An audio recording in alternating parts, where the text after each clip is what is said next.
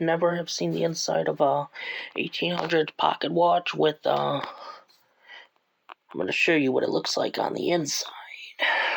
On the back, this is how I operate my gold pocket watch, or plated, I think.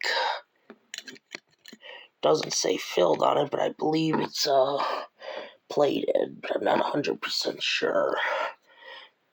I'm starting to wonder here, and you want to see the inside of the watch. Let's put the protection hunter's case cover out, open that up, and see what's in it.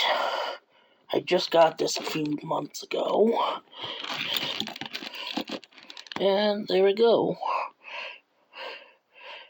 This is what the inside of a Waltham pocket watch looks like.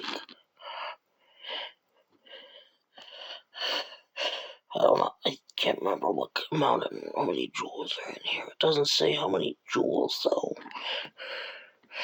But, yeah. That's what it looks like on the inside of a 1800s pocket watch. That's how you check it to see the movement. And I'm going to show you the front here.